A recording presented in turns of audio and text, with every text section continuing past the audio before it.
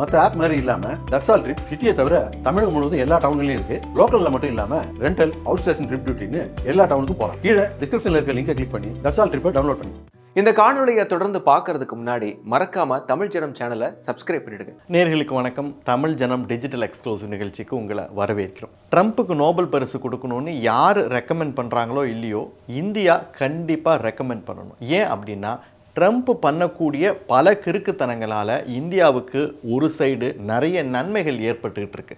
அது குறித்து இந்த வீடியோவில் பார்க்கலாம். அதுக்கு முன்னாடி தமிழ் ஜனம் யூடியூப் சேனலை சப்ஸ்கிரைப் பண்ணலைன்னா தயவுசெய்து சப்ஸ்கிரைப் பண்ணிவிடுங்க. ட்ரம்ப் தொடங்கி வச்ச ட்ரேடு வார் ஒரு சைடு உலகத்தில் பல பேருக்கு பிரச்சனைகளை கொடுத்தாலும் இந்தியாவுக்கு என்னவோ நிறைய நன்மைகளை தான் கொடுத்துக்கிட்டு இருக்கு. ஏன் அப்படின்னா, ட்ரம்ப்போட குடைச்சலால் நிறைய பேர் டெல்லியோட வாசலை கதவை தட்ட ஆரம்பிச்சிட்டாங்க. அதனால் தலைநகர் டெல்லி இன்னைக்கு உலக தலைவர்களை வரவேற்கிறதுல ரொம்ப பிஸியான ஒரு தலைநகரமாக மாறிப்போச்சு. யாரெல்லாம் வராங்க அப்படிங்கிறத ஒவ்வொன்றா பார்க்கலாம். ஒன்று, இப்போது சமீபத்தில் ட்ரம்ப்பு எப்படி இந்தியா, ரஷ்யா இந்த மாதிரி பல நாடுகளுக்கு குடைச்சல் கொடுத்தாரோ அதே மாதிரி கனடாவுக்கும் குடைச்சல் கொடுக்க ஆரம்பிச்சிட்டார். பல பிரச்சனைகள், கனடாவோட சில பகுதிகளை அமெரிக்காவோட இணைச்சா நல்லாயிருக்கும் அப்படிங்கிறாரு. அதே மாதிரி கனடா கிட்ட போய் நீங்கள் சீனா கூட எந்த தொழில் வர்த்தக உறவுகளும் வச்சுக்கக்கூடாது, அப்படி நீங்கள் வச்சுக்கிட்டிங்கன்னா கனடாவோட பொருட்களுக்கெல்லாம் அமெரிக்காவில் 100% வரைக்கும் வரி விதிப்போம் அப்படின்னு சொல்லி ஏகப்பட்ட பிரச்சனைகளை கொடுக்க ஆரம்பிச்சிட்டோம். அது மட்டும் இல்லை, பல மாநிலங்களில், கனடாவில் இருக்கக்கூடிய பல மாநிலங்களில் அமெரிக்கா மறைமுகமாக பிரிவினைவாதத்தை தூண்டுவதாக கூட ஒரு பிரச்சனை எழுந்திருக்கு. இதுவும் கனடாவிற்கு ஒரு பெரிய தலைவலியாக எழுந்திருக்கு. இந்த இடத்துல ஒரு விஷயத்தை சொல்லிக்கணும், அது இந்த எபிசோடில் தேவையில்லாது தான், இருந்தாலும் நம்ம அதை இங்கே பதிவு பண்ணணும். என்ன அப்படின்னா, கடந்த காலங்களில் காலிஸ்தான் தீவிரவாதிகளுக்கு ஒரு ஆதரவு நிலைப்பாட்டை எடுத்த கனடா இன்னைக்கு தனக்கு ஒரு பிரச்சனை அப்படின்னோடனே அமெரிக்காவை எதுக்குது இல்லையா? ஸோ இந்த விஷயத்தை பதிவு பண்ணணும்னு நினச்சோம், அதனால தான் சொல்கிறோம். சரி, அது இருக்கட்டும்.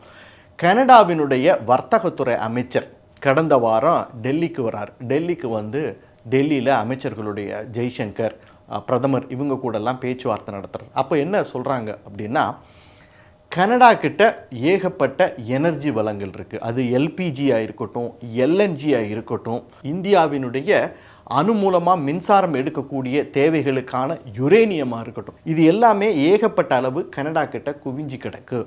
ஒட்டுமொத்த உலகத்தோட தேவையில் 6% கனடா சப்ளை பண்ணிக்கிட்டு இருக்கு.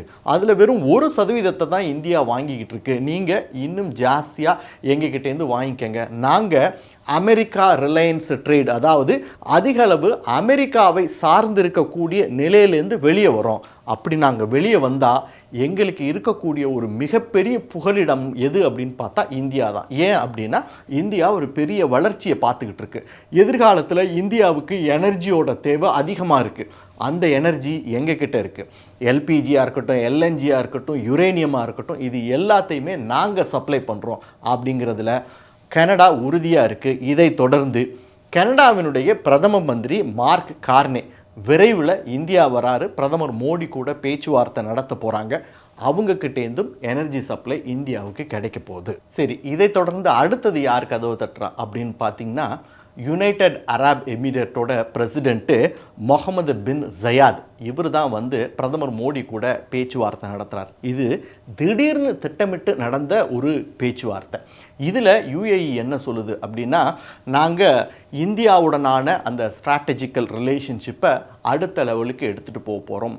குறிப்பாக 2028 இந்தியாவுக்கு 0.5 million metric ton of LNG கேஸை நாங்கள் சப்ளை பண்ணுறதுக்கு இந்தியாவோட ஒப்பந்தம் போட்டுட்டோம் அப்படின்றார். ஸோ இந்தியாவுக்கு கிடைக்க போகிற கூடுதலான 2வது எனர்ஜி சோர்ஸ் யுஏஇ. சரி, அதோடு நிறுத்திட்டாங்களா அப்படின்னு பார்த்தா இல்லை. வெனிசுலாவினுடைய ஆக்டிங் பிரசிடெண்ட் டெல்சி ராட்ரிகஸ், இவங்க இன்னைக்கு பிரதமர் மோடியை தொலைபேசியில் அழைச்சிருக்காங்க. அழைச்சி என்ன சொல்கிறாங்க அப்படின்னா, வாங்க இந்தியாவுக்கும் வெனிசுலாவுக்கும் இடையிலான அந்த ரிலேஷன்ஷிப்பை நாம் அடுத்த லெவலுக்கு நாம் எடுத்துகிட்டு போகும். வெனிசுலா கிட்ட ஏகப்பட்ட எனர்ஜி ரிசோர்ஸ் இருக்குது, நாங்கள் அதை தரத்துக்கு தயாராக இருக்கோம். இந்தியா கிட்ட இருக்கக்கூடிய டிஜிட்டல் பேமெண்ட், ஆர்டிஃபிஷியல் இன்டெலிஜென்ஸு, இது மாதிரியான விஷயங்களை நாங்கள் இந்தியா கிட்டேருந்து வாங்கிக்கிறதுக்கு ரெடியாக இருக்கோம் அப்படின்றாங்க. விரைவில் பிரதமர் மோடி வெனிசுலா போகிறதுக்கோ அல்லது ராட்ரிகஸ் இந்தியா வருவதற்கான வாய்ப்பு இருக்குது அப்படின்னு சொல்லப்படுகிறது. ஸோ இந்தியாவுக்கான எனர்ஜி சோர்ஸ் அது ஏற்கனவே ஒரு புறம் ரஷ்யா கிட்டேருந்தும் இன்னொரு புறம் ஈரான் கிட்டேருந்தும் வாங்கிக்கிட்டு இருக்கக்கூடிய இந்தியாவிற்கு எதிர்காலத்தில் அந்த எனர்ஜி தேவையை பூர்த்தி செய்வதற்கு நாலாபுறத்தில் இருந்தும் இந்த எனர்ஜி சப்ளை ஃப்ளோ ஆவதற்கான வாய்ப்புகள் அதிகரிச்சுக்கிட்டே போகுது. இன்னொரு சைடு அமெரிக்கா இந்தியாவிற்கு தொடர்ச்சியாக அழுத்தம் கொடுத்துக்கிட்டே இருக்கு, நீங்கள் எங்ககிட்ட இருந்தும் வாங்கிக்கங்க அப்படின்னு சொல்லிட்டு.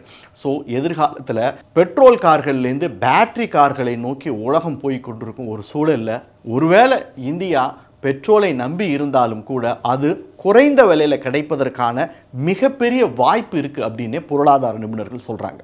மேலும் இது போன்ற பல்வேறு சுவாரஸ்யமான தகவல்களை தெரிஞ்சுக்கிறதுக்கும் தமிழ் ஜனம் சேனலை மறக்காம சப்ஸ்கிரைப் பண்ணிக்கோங்க.